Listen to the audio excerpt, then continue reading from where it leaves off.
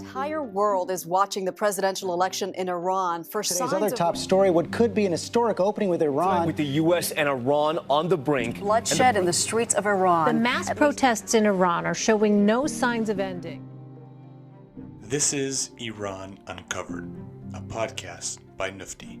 And in Washington, D.C., I'm your host, Cameron Consarinia.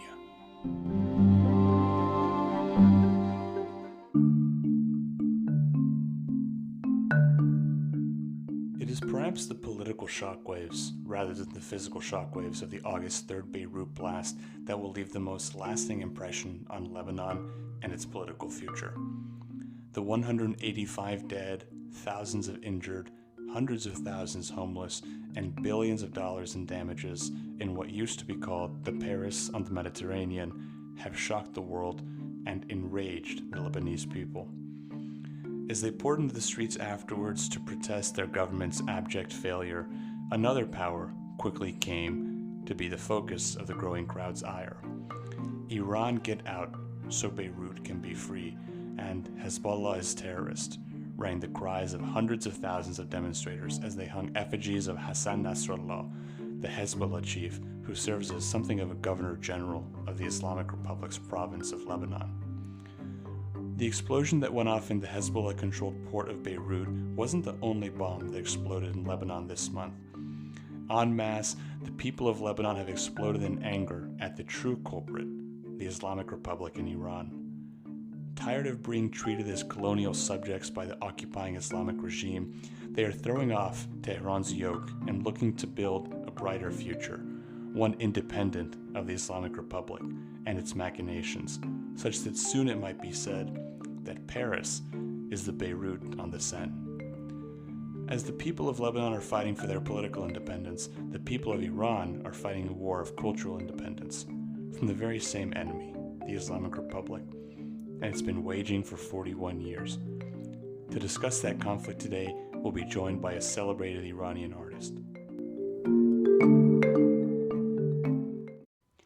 He's an Iranian musician and television host, and the lead singer and guitarist of the underground rock band Kiosk, and the former host of On 10, a satirical news program on VOA Persian. Born and raised in Tehran, he attended the Isfahan University of Art, from which he received his master's in architecture. He moved to the United States in 2005 to release Kiosk's first album, Ordinary Man. Since then, Kiosk has released multiple albums and has toured the world. He has been an active advocate of human rights and democracy in Iran and has been invited to give speeches and lectures about Iranian cultural and social issues in various universities, including Berkeley, the University of California at Irvine, Stanford, and Harvard. Recently, he produced the hit television series Persia's Got Talent for the NBC Persia Network. Today, we're privileged to be joined by Arash Sobhani. Arash, welcome, and thank you so much for joining us. Thank you so much for having me. How is the weather where you are? Where in the world are you now? I know you're always traveling all over the place. Maybe not so much now with Corona, but where do you find yourself these days? Unfortunately, not so much traveling for me these days. But right now I'm in Stockholm, Sweden, and the weather is very nice. It's pretty hot for a Swedish summer. You guys deserve some good weather every now and then. Arash, I want to jump right into this. I'm so excited to talk with you today. It's so different from the previous conversations we have, and I imagine from the future conversations we'll have as well on Iran Uncovered. Before the Islamic Revolution in 1979, Arash, as you know better than most, a lot was happening in Iran culturally. There were these international art festivals, new museums being opened all the time, burgeoning artists. A lot was happening in the arts and culture scene, and much of that was sponsored by the Empress, Farah Pahlavi. That all came to a halt in 1979 when the Islamic Republic took power.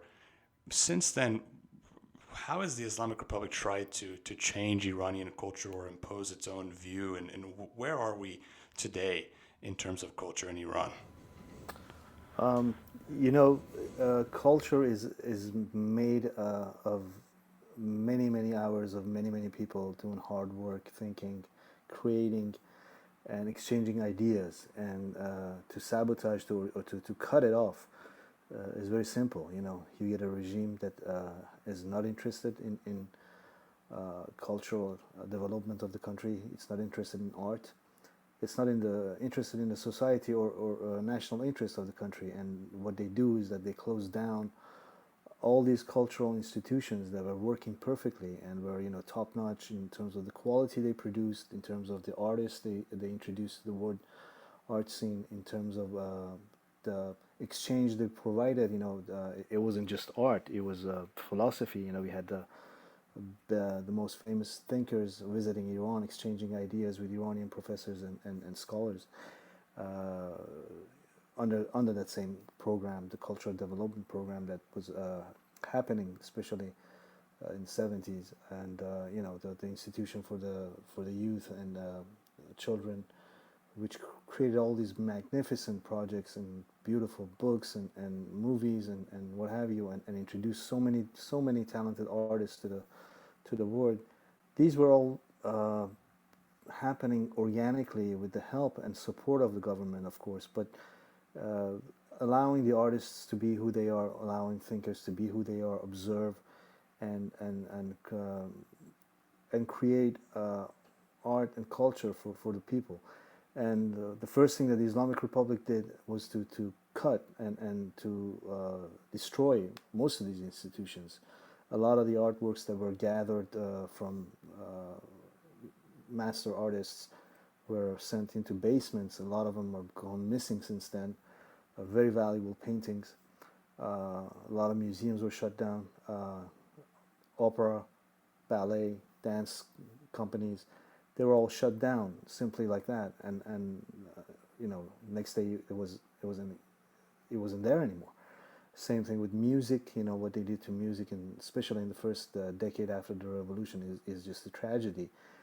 How many musicians, how many great composers had to leave the country, and how many talents were just, you know, never were given the chance to perform or to make music. So the first thing that they did was to cut that traditional and to cut that trend of Iran being the hotspot or being the center of the, you know, the cultural center of the Western Asia. It was simply overnight was gone, and that was the first thing they did. And the second thing, they reduced cultural products into propaganda, and everything they've done since then, using art and any cultural activity, has been to serve the regime's propaganda, which is not in tune. It's not based on Iranian values, and it's in many times, many occasions, it's anti-Iranian, I should say. I think many people don't quite understand this aspect of the Islamic Republic and the Islamic Revolution, but we just this week had the passing of Bahman Mofid, who was a really acclaimed artist in theater and cinema, in contemporary Iranian arts before the revolution. But he was, for the past 40 years, banned basically from performing. And I think many people may misconstrue the Islamic Republic's limits on art because they justify it by saying, well, they're not going to allow anti-regime artists or anti-regime creative music or plays or movies to be out there. And certainly that's a part. Some of these people were anti-regime in their art, but a lot of it was merely, from the Islamic Republic's perspective, an attempt to destroy culture. I mean, this was, from what I know, and you tell me, basically what the Taliban was doing, and people know what the Taliban was doing. They were not allowing women to sing. They were banning female performers. They were banning artists. They were banning all these things that people enjoyed. But we saw the same thing in Iran, did we not? I mean, it wasn't about politics. It didn't seem. It was just crushing the culture. Is that right? That's exactly right. I think many cultural values and activities are not tolerated by the Islamic regime because just like Taliban, they have they share the same ideology, and they're headed towards the same goal.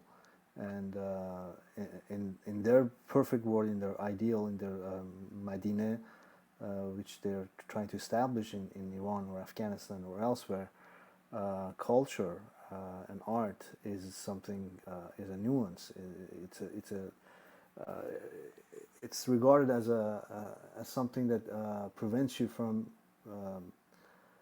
attending to your religious duties, and that's how they look at it. I mean, look at what they're doing in a city like Mashhad with over, I don't know, 3 million population. You're not even allowed to sing traditional music. You're not allowed to recite poetry from Hafiz or Maulana Rumi. I mean, how do you justify that? I mean, it's not any dance music. You don't want to have a disco bar there, but they don't even allow for that. So this is exactly what Taliban was doing. The Iranian regime is doing with a lot more. They're more systematic. The problem they have is that all these cultural traditions and all these artists and art institutes and active artists who were inside Iran, the numbers are just so overwhelming to control for them. So they had to kind of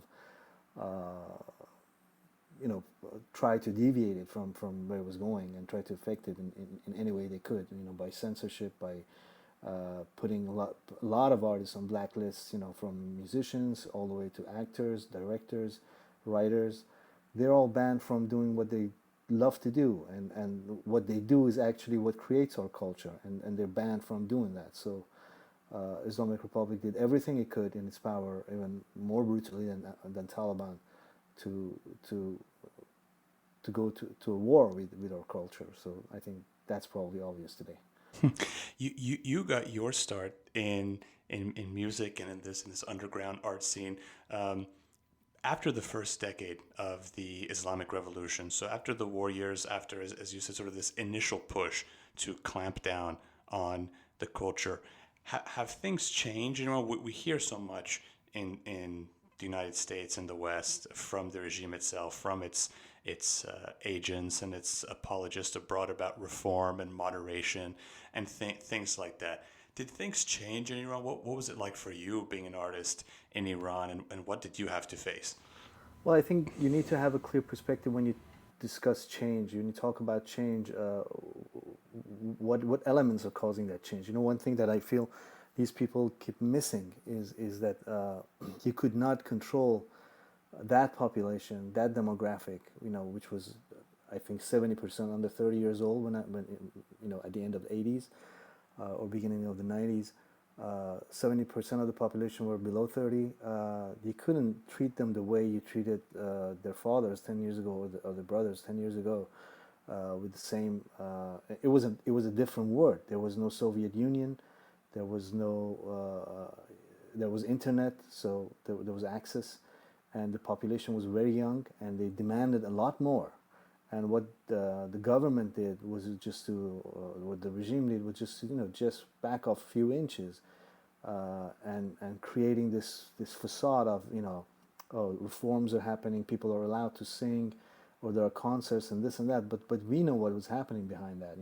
Behind all of that show, it was to not allow any independent artists to do what they wanted to do. The artists who survived, who could go and perform and get their works published, and I'm talking about music scene, have had to go through an incredibly ridiculous process of getting approval for publishing their albums or for a live performance. Many times we took our lyrics to get permission to the ministry, and they would just butcher it, and any word that they found that can intrigue some sort of sentiment in anyone, they would just cross it out. And I'm talking about any word. Like we had this lyrics that was talking about red rain or something like that, and they crossed out wherever they saw red, they crossed it out. Said you don't use that word. It's too politically infused, charged. And I think that mentality was just not to say anything that can create a wave or anything like that. and control artists under their own supervision and guidance. And okay, now you're allowed to make few movies or have few concerts or do things like just to show the world that okay, we're freeing up the society. But in reality, what they were doing, they were targeting the independent artists and forcing them to be silent while promoting parallel underground music, parallel intellectual cinema, all these which you can easily find the connection with the government, where they get the money, where they get the support, how they promote it, and all of that. It's out there, and many artists, many very talented film directors, actors and writers, and they all left during exactly during when the reforms were happening in Iran, during the 8 years of Khatami. Most of these people left during that time. So this is all just a big lie. There was no fundamental change happening, and it, as easy as that, they changed it, and later they went back to their default. And today you can't even have a traditional music performed in Mashhad or many other cities. So I don't think there was any change, any meaningful change happening back then. So different ways of going about the censorship, the control, the domination of the culture, but the same ultimate goal is what you're saying. The same ultimate attempt to eliminate independent sources of art and interpretation and culture. They haven't changed their mind. They just changed their tactics. And you're right. It's so interesting what you say. We see, I mean, from yourself to our film producers, to our actors, to our actresses, to our photographers.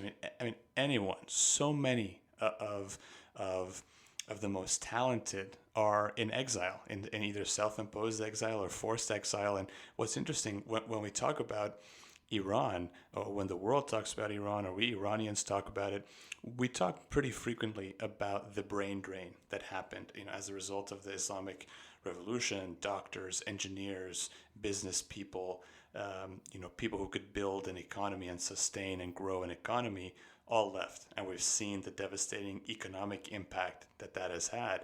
But something I think we talk less about is the cultural brain drains, or the intellectual brain drain, from the artists and the musicians and the actors and people like yourself. I mean, what impact has that had on Iran? What is the state of culture in Iran? I mean, you referred a bit to it. You can't even sing cultural music in Mashhad, one of Iran's ancient cities. But this drain of culture and leaders in that space, what has been the impact? What is it like today, the cultural scene in Iran? When we think about what is Iran, and when we look back in the history and we see, the changes in the border that has happened many times, and Iran has been occupied a few times, and what has kept this country alive? Many other countries were in the same region or around the world. They disappeared. They're no longer around. Nobody knows what happened to Phoenicians or what have you. But why? What was it so special about Iranians that they're still around, or Armenians, or there is something that keeps a nation alive, and I believe strongly, and that's their culture. Even if you're occupied for hundreds of years, you will bounce back and you come back to life if you have a rich cultural heritage to build upon. And that's what has happened to Iran. And our culture has saved us many times. If Ferdowsi wasn't there, if many of our cultural figures and thinkers were not there, Iran wouldn't be here. And I'm talking about our existential being. These borders, all these borders have changed throughout history, but one thing has remained, and that's being an Iranian. And when you take away intellectuals, artists, free thinkers, people who care about that country, and you either force them to leave the country, or if they're inside, like Bahman Mufid, which you just mentioned, but there's so many other artists right now inside Iran who are not allowed to work. Jafar Panahi, Muhammad Rasulov, to name a few. A lot of writers are just not allowed to write, or if they write, they won't be published. Many actors and actresses are blacklisted on TV and in cinema. So, so what can you do with a country that's going through such a horrific war against its culture? It's really, really, really tragic what's happening to Iran, and if we cannot find a solution to keep our culture alive, we're going to have existential, problems in the future if we don't have an Iranian culture that's thriving, that's growing, that's living, and we just freeze it in time from what happened in 1979 and just stay there, and we don't see any cultural improvement in any way in Iran. It's really scary. So we have to be honest with ourselves. This is our being that's on the line. And it's interesting you say that we see almost an endorsement of this elimination of culture, or this war on culture, on the Iranian culture, by foreigners who come to Iran. We see these videos pretty often. Sometimes they're the YouTube stars or the Instagram influencer who travel to Iran and make it seem as if everything's okay. Obviously, Iran is a beautiful country, and the opportunity to travel there for these people is quite enticing. But you see those people, sort of the influencers, younger people. You also see, foreign diplomats, travel to Iran, often female diplomats, and they will wear the forced hijab, something that Iranian women are forced to wear. So this imposed culture is almost being accepted by foreigners when they come to Iran. How do you see that? How does that make you feel as someone who's unable to be in his homeland because of your opinions, because of your art? How do you feel when you see these foreigners go and do these actions which are almost an endorsement of the regime's war on culture?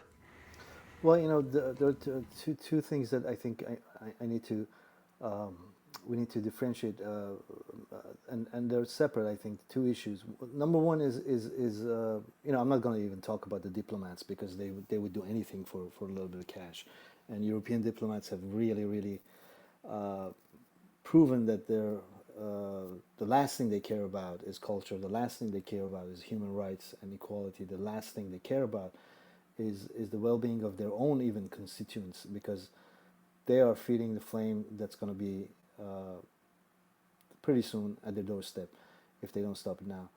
So I'm not even going to get into that. But about these influencers who go to Iran, we need to know that tradition is different from culture, and each country you go to, they have beautiful places dressed up for tourists to go and take their pictures and show off. And you've seen that from every country, Machu Picchu to pyramids. Everywhere there's like one spot that everybody has to go there and take that one picture, and Iran is no exception.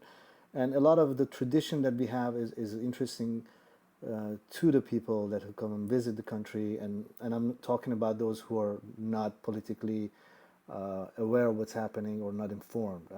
Let's just put aside those people who are just commissioned to make Iran look something else. It's not. But my question is, what have we contributed to the world as a culture in the last 40 years? What has been the single Iranian intellectual who said something that has meant something for the rest of the world, or a cultural movement or artistic movement that can stick? We haven't been able to contribute because our culture is under attack. It's in a defensive mode. You see over and over again the images, the artworks, the music. Everything is looking back. Everything is looking back because it has no future to look to. The movies, when they want to show a woman and a man in a room, they have to make this awkward situation. It's either timeless or it's from 100 years ago or something, just to make it look normal, because they're not allowed to be in the same room under this condition.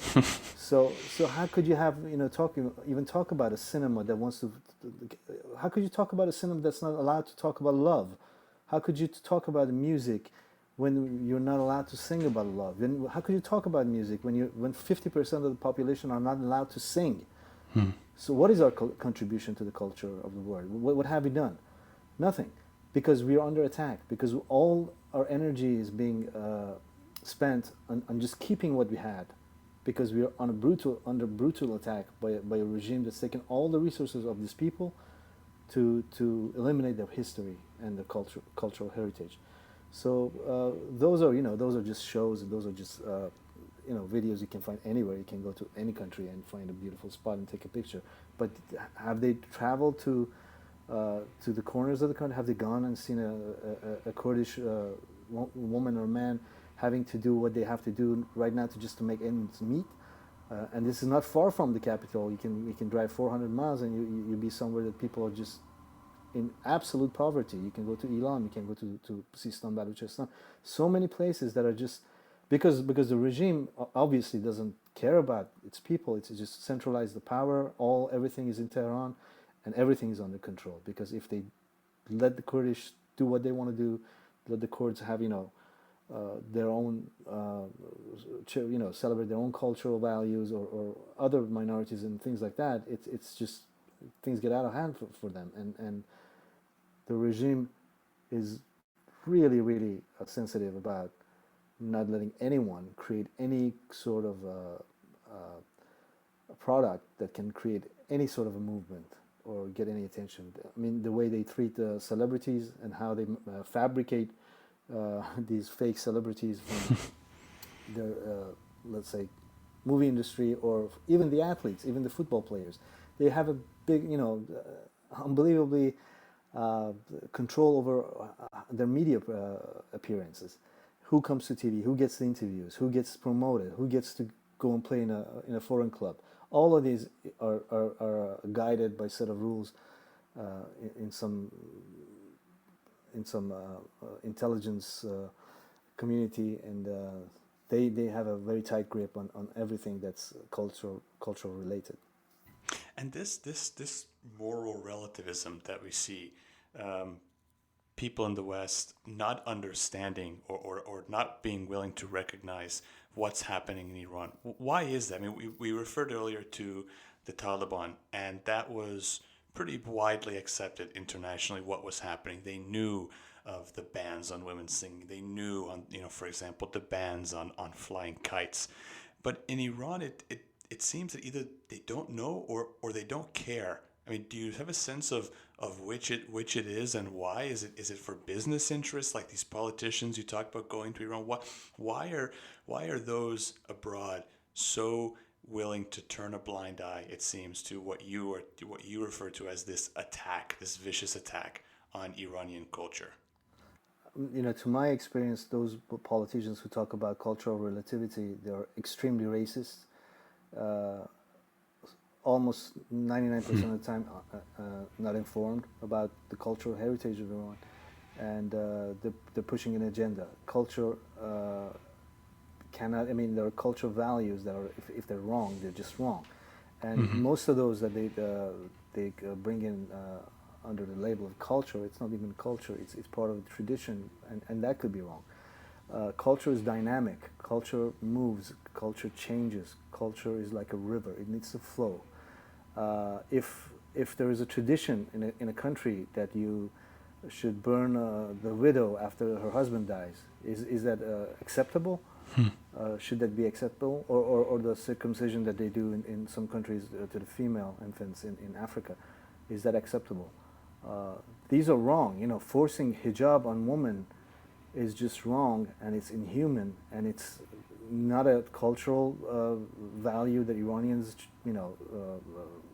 practice, and it's not a part of a tradition. And even if it was, it's wrong. And whatever is wrong needs to be changed. And these are the parts that a thriving culture will put away. Well, they just get rid of the bad and the flaws, and they revive and they reevaluate, they reform, and they move on. And that's how you can see a culture is healthy, when you see change, when you see improvement. So this type of Western sentimentalism, or that they look at, like, when I first left Iran, there was a lot of interviews that they would come to us and talk to us about, oh, you're an Iranian band and you you play the electric guitar and you guys have long hair and you wear jeans. Oh, that's so exciting. I feel like, I was in a zoo and people are looking at me from, in my cage. Oh, dude, look at this guy.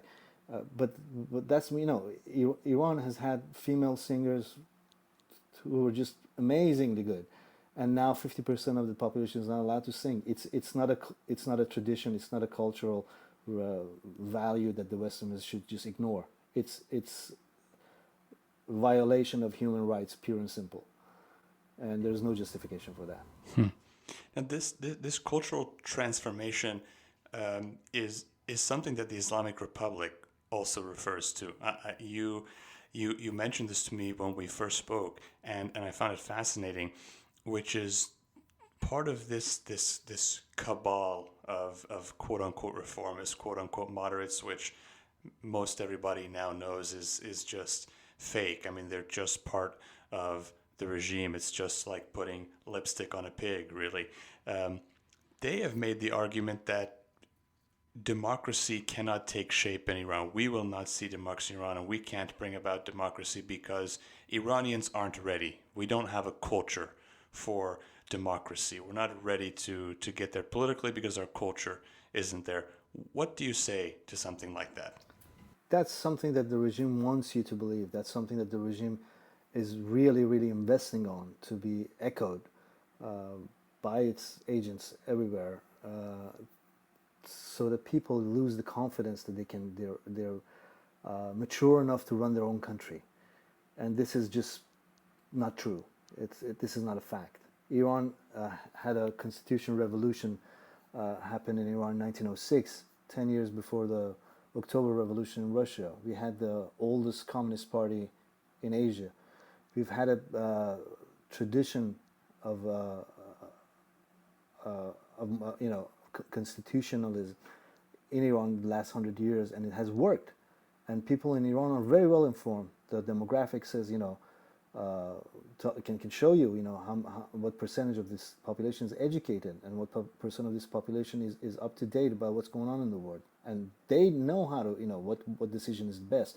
How come when it comes to their phony elections, same people, try to convince people to vote for their candidate, saying, okay, this is lesser of the evil. So if the people should be able to distinguish or to choose the lesser of evil, they definitely know how to choose the better candidate too. So allow them to speak for themselves, let them do their things, and democracy, no other country in the Middle East, and I've traveled through the Middle East and I have a lot of good friends from different countries, but I think genuinely, I believe there's no other country in the Middle East that is as ready for democracy as Iran is. And it's because they've been fighting for this for 120 years almost now. And this idea, Iran has been in the center of the battle between the radical Islam and the modernity in the last 100 years. And we've seen that in the works of so many bright and distinguished writers and scholars and activists in the last 100 years. And I think those people who try to tell people that you're not ready enough for democracy are just simply wrong. Arash, when we were talking earlier, you mentioned to me this interplay, this balance between power and culture. Can you tell us a bit more about that? I think it goes back to the agenda that the regime is promoting these days, that the culture needs to change before there's any meaningful change in the power structure or the political structure, rather. And I think this is just wrong. You can't bring about cultural change from the bottom. Cultural change needs to happen from the top, and especially in a country like Iran, where TV, all the media, 100% is owned by the government. The universities, the schools, the textbooks, they're all run under control of the government. All the art institutes and all the cultural organizations are 100% run by the government in one way or another. So how could you bring about a meaningful cultural change without having any of these tools, without having even 1 hour TV program that talks about culture? And how could you fight this huge amount of propaganda and pseudoscience and superstitious that it's being aired nonstop from Iranian TV? I mean, look at the ideas they came up with about COVID-19. It's just ridiculous. Right. There's no way you can bring about a cultural transformation without having the political tools, and by having a political tools, it doesn't mean necessarily that the government should be proactive. Merely by just not doing anything, people will find their way. Just providing the tools and the equipment and the places of art, and just helping artists. Not shutting down ballet classes or dance companies. That's enough. That's all we ask from a government. If they want to support, even better. But what the government of Iran is doing is totally fighting all these cultural institutions. They say culture is the mother and institutions are its children. What can you name one institution that's not somehow run by the government in Iran? So how could you expect cultural change? So that's one. And you see that in countries like Hong Kong, Singapore, Spain. You see that the cultural change that happened from the top and how it affected the people, and in a very short amount of time, people in those countries were able to have a better life. The country got wealthier. The society was doing much better. So it's really connected. So you can't really expect people to change overnight and deal with the same political system that we have in Iran.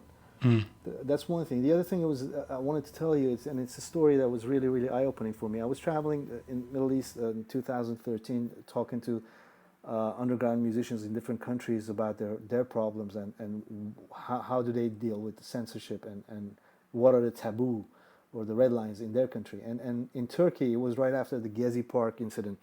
And there was this band that I was speaking to. They're very famous. It's more like a folk band. They called Kardeş Turkler. And they told me a very fascinating story. Right when the Gezi Park incident was happening, they released a song called Pots and Pans, referring to what Erdogan had said about the protests, that he just called it noises of pots and pans or something like that. And they wrote a song, and the song became very viral, and everybody in Turkey knew it, and they played it. But what government did was, the government, somehow told them that we will not allow you to make money off music anymore. And this was a very popular band back then. So what they did is that they canceled all the concerts in Istanbul, and TV networks, because the TV networks are kind of scared of the government. It's similar to Russia, I guess. They stopped covering them. Their concerts in Istanbul, a few times they tried to have a concert. These plainclothes people just came in and disturbed people, and kind of just they had to cancel the concert because of that. So they were left with nothing to do for the music, and then they realized that there are all these small towns in Turkey have their festivals, have their music festivals to attract more tourists. Tourists plays a big role in their economy, and European Union has enforced few laws. I don't know. There's got to be a better legal term for it, but that how the power structure in small districts or municipalities should be independent of the central power in Ankara. And so the budget that they get for cultural activities, each municipality is allowed to, they can spend it whatever they want. If they want to have a music festival, and if they want to invite certain bands, government is not allowed legally to go and tell them not to do this. And all these small towns, they were rivals because they wanted to get more tourists, so they had all these music festivals lined up. So this band, who was huge in the capital, in Istanbul, they started touring in all these small towns, in these festivals, playing these festivals and gathering more and more audience, actually the people that mattered. Right. And trying to, they made an impact on remote parts of the country by doing so. So imagine if the central government could still force these little towns from not inviting these bands. You would get what you get in Iran, where a musician is just totally banned and he will not perform anywhere. But because of that simple rule that EU had insisted to be in how independent the municipalities are working, they were allowed to still be heard and play music and make money. So you see these small things that are within the political structure of each country can have huge impacts on cultural development. So these are just few examples, like Hong Kong, Spain, Singapore, and this incident here that shows how a government can or some set of regulations can actually help a culture do better. And something you said earlier really struck me and really gave me hope that, what is it that has sustained Iran and Iranians through all these different occupations in history? It's been our culture. And now under the occupation of the Islamic Republic, I think, and I'm hopeful, especially after this conversation with you, that's what can sustain us going forward. So how do you see the future? This regime is going to go. We all know that. It's not going to stay around. The Iranian people will not stand for this consistent violation of their political rights, their human rights, their natural rights. So what role do you see culture playing in Iran's future in this potential renaissance or revival that we're coming upon in Iran? Well, I think one of the fascinating myths or stories that you hear in many of the old stories from the past about the kings who their country was occupied, and then the enemy forces, they take away the prince and they just send him somewhere in some village, some remote part of the country, and he's not allowed to know about his past. So he doesn't know he's a prince, and he doesn't know that there's a country that's waiting for him. Right. And I think there's a message in that, and that message is that time and time again the occupying forces try to disconnect a nation from their past. What does it mean for a prince to forget that he comes from a royal family? It means that he forgets his heritage. It's forced on him to forget his past and heritage and where he really belongs to. And that's what Islamic Republic is doing to us right now. They want us to forget the past. They want us to forget our glory. They want us to forget what Iran stands for as a country. And they have been successful in many ways to fragment the society, to break it apart. But even though that they think they've succeeded in forcing us to forget what we were before, I see hope, and I see that this new generation especially, they're very informed. They're very, very in touch with the past. They know where they come from. They know where they want to go, and that's very important. And I think anybody who's somehow in any way involved in cultural activities in art scene, they should realize that it doesn't matter if you're a celebrity, if you're a famous actor or a director or a musician, whoever you are part of this society. You're part of this nation that's under attack, and the government that's running the country is trying to make the people forget their heritage. You have a responsibility. You have to do something about it. You can't just sit aside and say, okay, I'm an artist, or I don't want to get involved. No, you're just like a doctor. You're just like a taxi driver. You're just like that guy who works in a grocery, or a miner, or a worker. Anybody, everybody. We all have a responsibility, and we have to be vocal. And if you're a celebrity and more people listen to you, then your responsibility is actually bigger. You need to be more involved. You need to be more vocal about what's happening to the country and take more responsibility.